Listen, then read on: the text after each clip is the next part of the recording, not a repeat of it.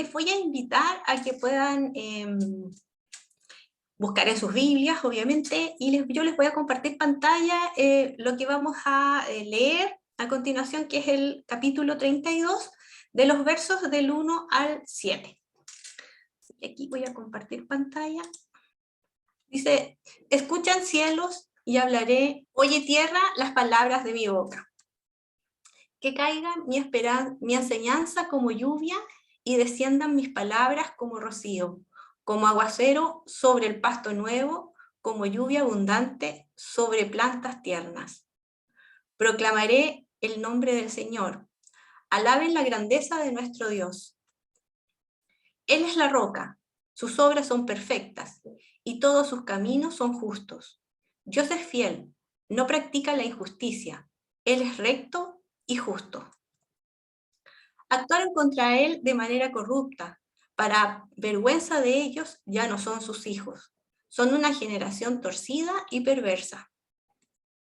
¿Y así le pagarás al Señor, pueblo tonto y necio? ¿Acaso no es tu Padre, tu Creador, el que te hizo y te formó? Recuerda los días de antaño. Considera las épocas del remoto pasado. Pídele a tu Padre que te lo diga y a los ancianos que te lo expliquen. Oremos al Señor en este momento y pidamos al Señor que nos guíe en esta reflexión del día de hoy. Amado Señor, te damos muchas gracias por tu bondad y tu misericordia, por tu amor, Señor, infinito, y por este tiempo, Señor, que tenemos, estos minutos de poder reflexionar juntos, Señor, en torno a tu palabra. Señor, te pedimos que tu Espíritu Santo nos guíe, que tu Espíritu Santo esté en medio, Señor, de esta reflexión, y que tú seas, Señor, enseñándonos, que tú seas escudriñando nuestras vidas, y que tú seas, Señor, el que esté transformando, Señor, nuestra manera de pensar, nuestra manera de vivir. Guíanos, Señor, porque necesitamos de tu ayuda, Señor, por tu misericordia y tu bondad. En el nombre de Jesús. Amén. Bueno, específicamente ya estamos en los últimos 4 capítulos. La semana pasada estuvimos reflexionando en el capítulo 31 y hoy día estamos acá en el 32, pero desde el 31 al 34 ya estamos viendo los últimos capítulos de Deuteronomio, que algunos comentaristas nos señalan que estos capítulos apuntan a un tiempo posterior de la muerte de Moisés, y se puede decir que también con una mirada hacia el futuro de este pueblo que ha peregrinado, ha estado ya a las puertas de este ingreso a la nueva tierra. Como decía, la semana pasada reflexionamos junto al pastor Rudy con el capítulo 31, y en donde este capítulo nos describe cómo Moisés tiene estas palabras finales como un líder que también va dejando su lugar, dejando su liderazgo, y cómo esta persona, como Moisés, como este líder, va preparando a un sucesor. No solamente en el capítulo 31, sino que también veíamos que ya en el inicio del libro de Deuteronomio había sido comunicado este cambio y cómo Moisés tenía que preparar a este nuevo sucesor. Entonces Josué está ya también surgiendo como este líder, ya como más formal, se podría decir, en esta nueva etapa que va a iniciar el pueblo en la conquista para esta tierra prometida. Entonces reflexionábamos en esto de lo transitorio de nuestra vida, pero también en lo transitorio de nuestros roles que están al servicio de Dios y que están al servicio de la iglesia, y cómo estos no son eternos, sino que es Dios quien es el eterno, quien sus enseñanzas y su mensaje permanece para siempre, pero que estos mensajeros o estas personas que están accionando el plan de Dios y están obrando en el plan de Dios son los transitorios. Por lo tanto habría que aprovechar bien el tiempo en cuanto a también ver que en un momento debemos prepararnos y debemos tener sucesores que nos estén acompañando en este camino. Así que la obra del Señor no se detiene por el ser humano o por los liderazgos que ellos tengan, sino más bien por porque el Señor avanza y el Señor necesita y quiere compartir esto con nosotros, pero la obra del Señor no se detiene.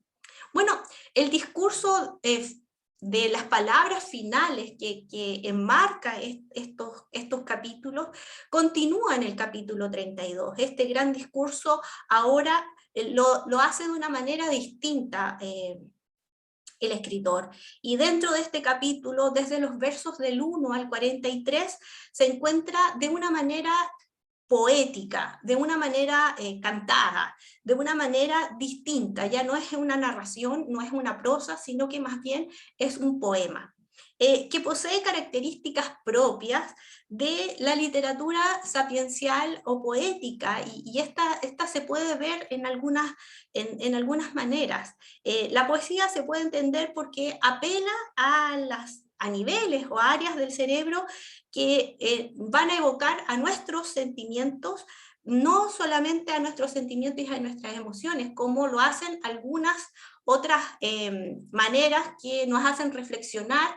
Tal vez la figura del poema o del canto nos hace reflexionar de una manera distinta. La poesía también es un instrumento mnemotécnico, ya que se recuerda y se aprende y con facilidad, con mayor facilidad que con la prosa. Y también el lenguaje poético puede decir pensamientos o ideas muy profundas con metáforas e imágenes que nos van a ayudar a comprender este mensaje. Por lo tanto, lo que aquí vemos de la poesía de estos versículos no quiere decir que son a la ligera estas palabras, sino que más bien contienen un mensaje bastante profundo, bastante interesante. Fíjense que quiero citar a Walter Brannigan, quien define la poesía, y en específico a veces hay poesías proféticas, como es este caso del capítulo 32, y en estos versos que estamos analizando y reflexionando juntos. Él habla acerca de que cuando habla de poesía no se refiere al ritmo, a la ritma o a la métrica, sino más bien al lenguaje que salta en el momento preciso, que abre nuestros ojos viejos de este mundo y nos sorprende con fuerza y con un paso acelerado. El discurso poético es la única proclamación que merece expresarse en una situación de reducción, y la única proclamación, dice él, sugiero que es digna de llamarse predicación. Este tipo de predicación no es una instrucción tal vez moral o una solución de problemas o una clasificación doctrinal. Tampoco es un consejo, ni tampoco es una caricia romántica, ni una manera de humor. Brannigan dice que es más bien la apuesta ágil, resuelta y sorpresiva en el mundo real al que Dios nos convida a vivir, y no es el que ofrecen los gobernantes de las épocas, sino que más bien lo que Dios hace en la historia. Dicho esto, este canto entonces presenta un cuadro bastante completo, un cuadro resumen de la historia de Israel, además que va a ir reprochando al pueblo en alejarse de estas enseñanzas de Dios y de su esperanza que se enfoque en no en sus propias fuerzas, sino que más bien en las de Dios. Tal vez estos versos o este poema se pueda separar en tres grandes secciones. Del 1 al 14, en esta sección, este cántico la encontramos como una introducción al tema central que señala que Dios es incomparable, es leal, y la justicia de Dios ha sido en favor de Israel. De los versos del 15 al 29 podemos observar una descripción un poco de la rebeldía y de la infidelidad de Israel, y que Dios los castigará, pero no serán destruidos. En esta sección también se puede observar que hay un contraste en la descripción de Dios con todo el poema, como también se percibe este castigo de Dios es proporcional al pecado del pueblo. Ha sido una nación necia, ha sido una nación sin sabiduría, que ha abandonado y rechazado a Dios, y estos versos van a ir describiendo a una nación que no valora la existencia y la importancia de tener a Dios cerca en esta relación que observamos en el Deuteronomio.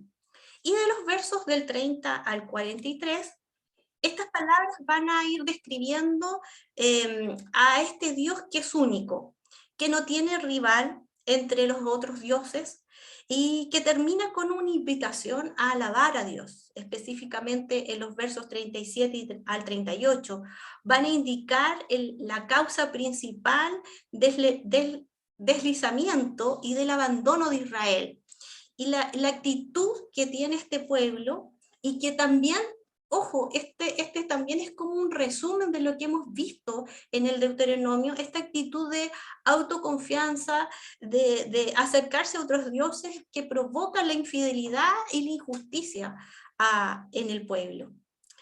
Bueno, de manera general este cántico está presentes conceptos relevantes que no se deben olvidar, como es que Dios tiene el control de la historia, Dios tiene el control no solamente de la historia de Israel o de la historia mundial, sino que tiene el control también de las naciones y de las otras naciones. Dios es un Dios vivo y real que está presente, y este cántico utiliza un poco también este contraste o esta realidad de la culpa y del pecado del pueblo, para mostrar la realidad de salvación y vida que ofrece Dios. Va a ir, como decía, desenmascarando esta infidelidad y esta rebeldía que tiene Dios, para dar alternativas de salvación y vida. Si se fijan, este poema tiene ese contraste, juega con esos contrastes para dejar esta enseñanza bastante clara y central de lo que significa Dios para Israel. Hay bastantes movimientos y bastantes intenciones de mostrar a Dios en una esfera más amplia que la ira, sino que hacia el amor, hacia la lealtad, hacia la salvación, que eso es lo que Dios intentamos reflexionar. De esta manera, cómo Dios decide caminar en la senda del dolor, de la humillación que va a vivir y que va a experimentar Israel, pero hay algo que es muy interesante que veíamos en el estudio con los pastores, que nunca Dios dejó de acompañar a su pueblo, de perdonar a su pueblo, de estar con su pueblo en las distintas circunstancias, en los distintos momentos de infidelidades y de idolatría que podemos percibir de la historia de Israel y de este cántico en específico, pero Dios siempre constante, acompañando y estando ahí, mostrando su amor y su misericordia.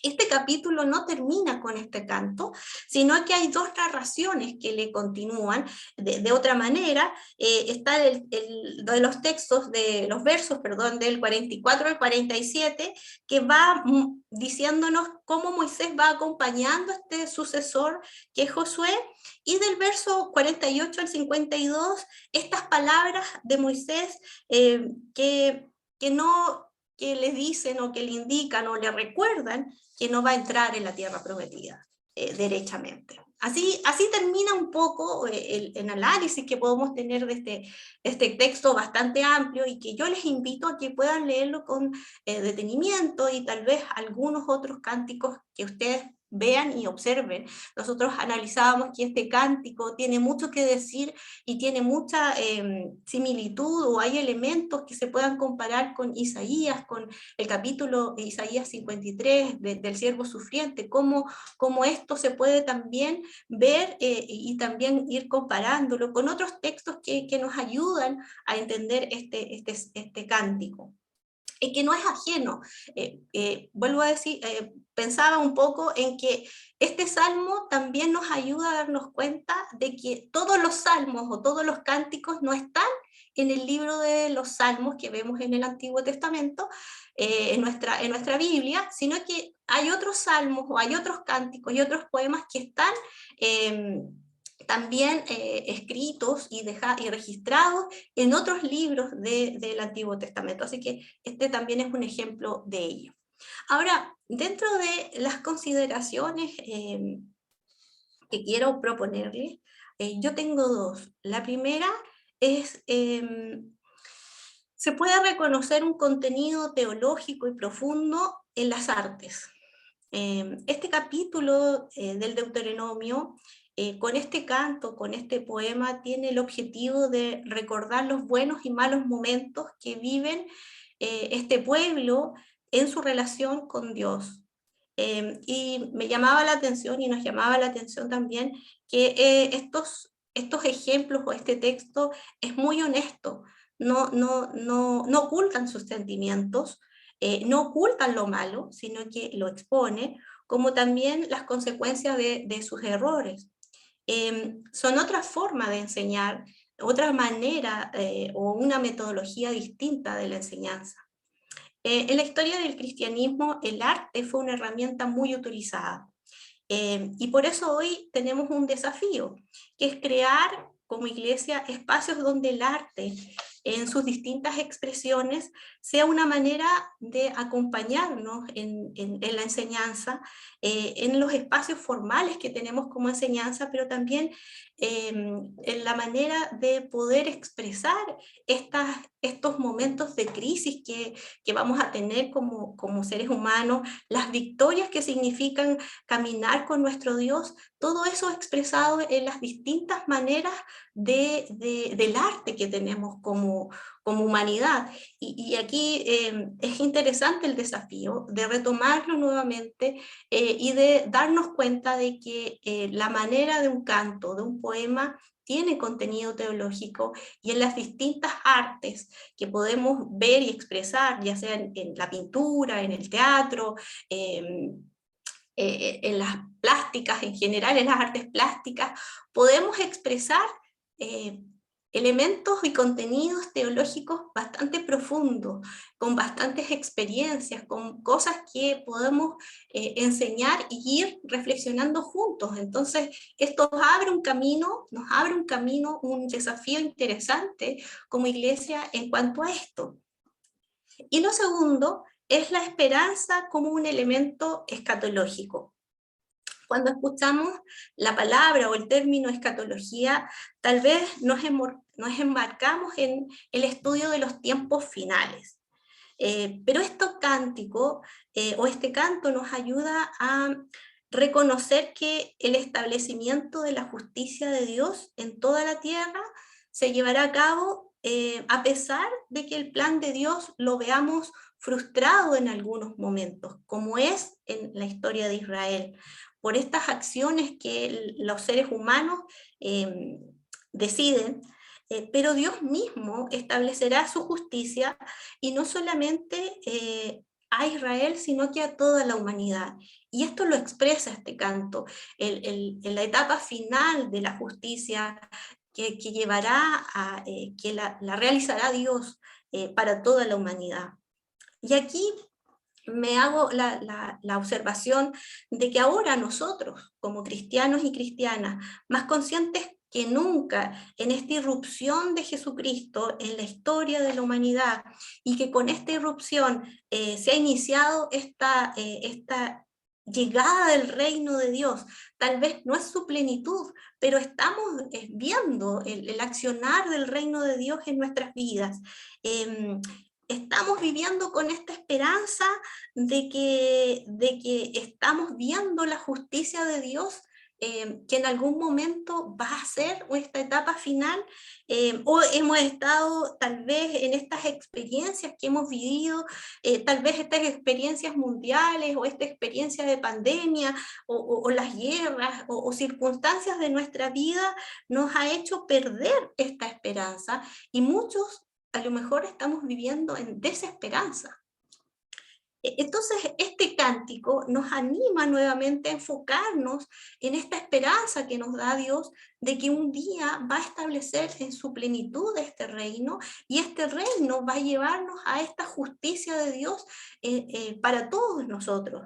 Debemos recordar entonces, y los animo y las animo a que podamos leer este cántico, recordando esto, que Dios tiene el control de la historia y de los tiempos, que nos ayuda a darnos cuenta de que debemos perseverar en la fe en Cristo Jesús, que no nos podemos desenfocar, o aunque miremos hacia los lados y estas acciones de otros seres humanos nos pueden quitar la esperanza o desanimarnos, estas acciones de la humanidad muchas veces van a impedir, y pensamos que este establecimiento final del reino de Dios lo está impidiendo, pero también bajo esta reflexión de este cántico podemos saber que a Dios no se le escapa nada.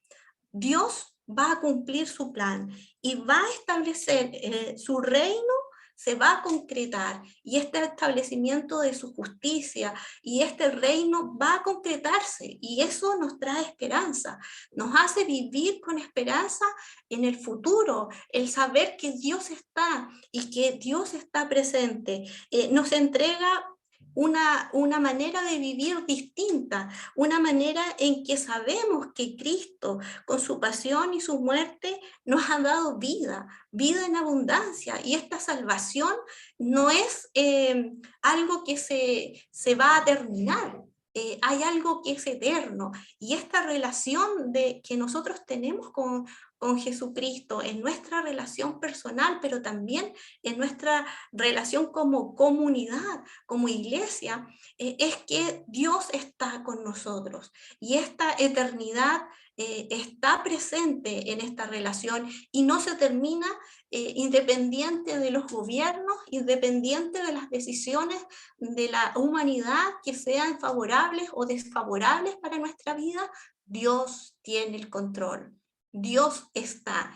Y esa es la profundidad de este cántico, esta es la profundidad que tiene este capítulo 32 del Deuteronomio, que nos hace vivir y ayudarnos a darnos esperanza, a vivir con esperanza, y a darnos cuenta de que el futuro está más cerca de lo que nosotros pensamos, y este tiempo de establecer el reino de Dios en la tierra se va a llevar a cabo. No hay nada que lo impida. El Señor está cerca, y damos gracias a Dios por esa esperanza que tenemos, y que este reino, con su justicia, con su amor, con su misericordia, se va a establecer en nuestras vidas, y se establecerá y será evidente en algún tiempo.